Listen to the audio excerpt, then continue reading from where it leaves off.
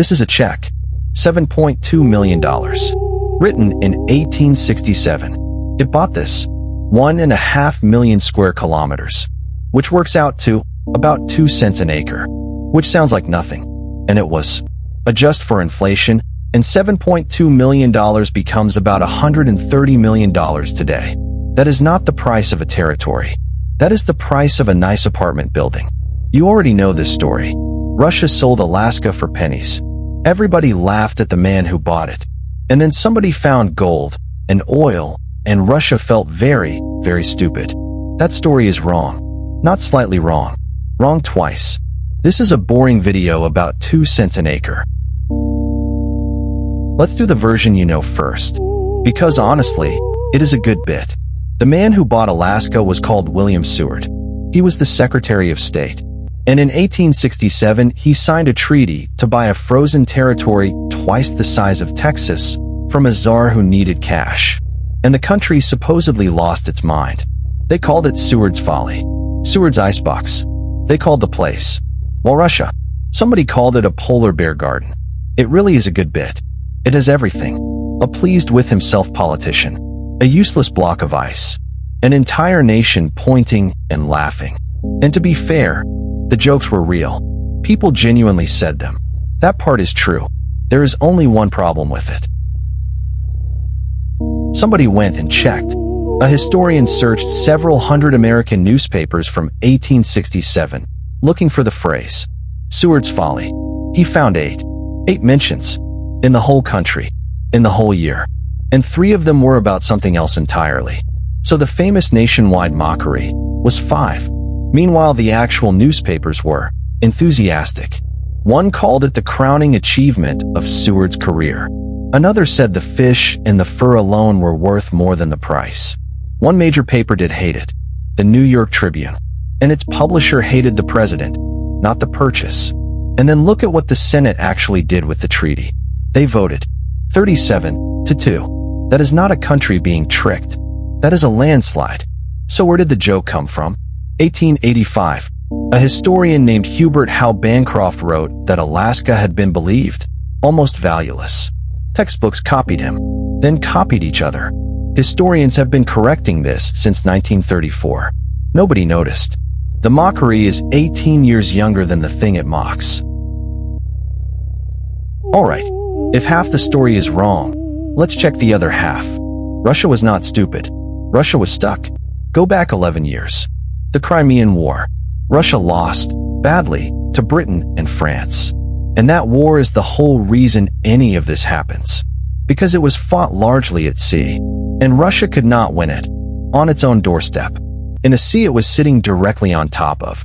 So ask the obvious question. If Russia cannot hold the Black Sea, what exactly is it going to do about a coastline on the other side of the planet? That war taught the Tsar something uncomfortable about this place. Not that it was worthless, that he could not keep it. Here is St. Petersburg, and here is Sitka, the capital of Russian America. To get from one to the other, a Russian ship went this way, around most of the planet, months at sea. Now, here is the British Royal Navy. It is here, next door, in Canada. That is the whole problem on one map. In any future war, Britain takes Alaska in about a week, and Russia can do absolutely nothing about it. You cannot hold a coastline that is months away from your army and days away from your enemy. So the Tsar had 2 options. Lose it for free later, or sell it now. And there was a second reason. A boring one. Money. Russian America had one real business. Sea otter fur. And by the 1850s, the otters were nearly gone. Russia had hunted them out. Watch what that does to the accounts. In 1845, the Russian-American company took in 425,000 silver rubles. By 1849, 212,000. Cut in half. In 4 years. After 1848, it never cleared 300,000 again.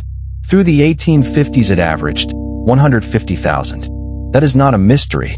That is a business dying, on paper, in public.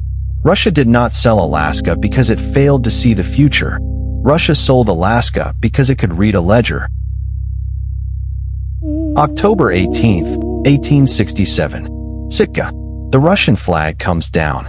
The American flag goes up. There is artillery. By all accounts, it is a very short ceremony. Remember that date. It comes back. So the United States buys Alaska, the deal of the century, and then does almost nothing with it. For 17 years, Alaska has no real civil government at all. It is run by the Army, then the Navy, then the Treasury Department, and sometimes by nobody in particular. There is barely any law up there because nobody in Washington got around to writing any.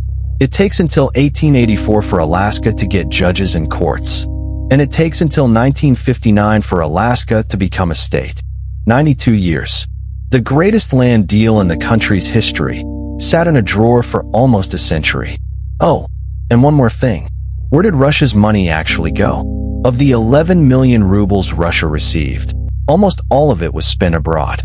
On railway equipment, track, engines, parts, and 6.5 million rubles went to two brothers from Baltimore, Maryland, who had a contract to build the Tsar's railways.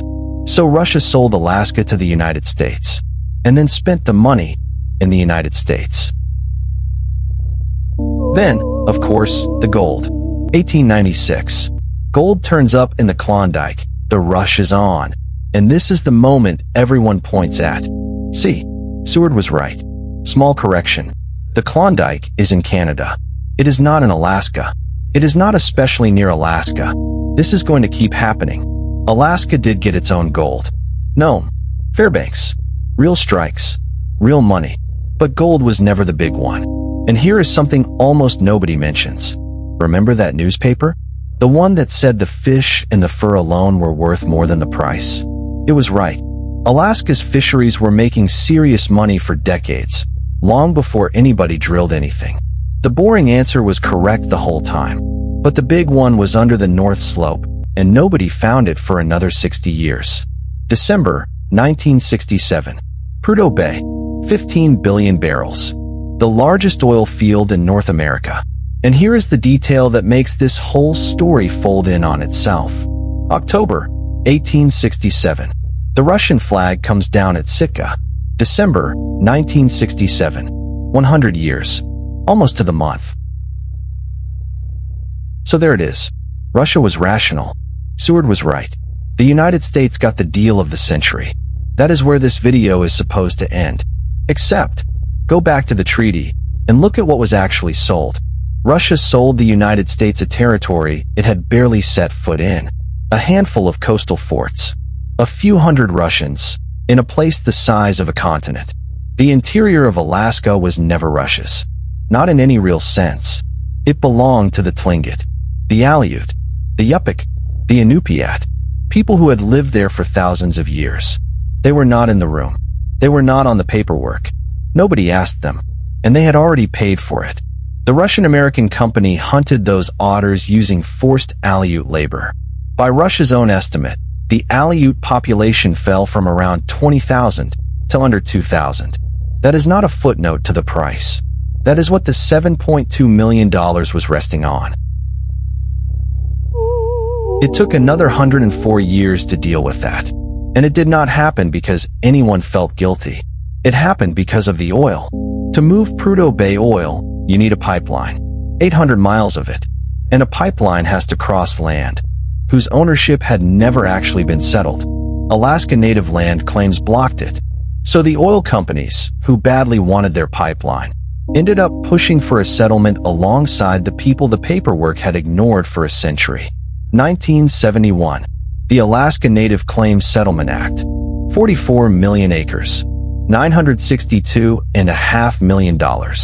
The oil that made the purchase look like genius is the same oil that finally forced somebody to ask who the land had belonged to. 2 cents an acre. Nobody ever asked the people living on it what they thought it was worth. If you learned something, subscribing is free and mildly educational. Thanks for watching. That's it.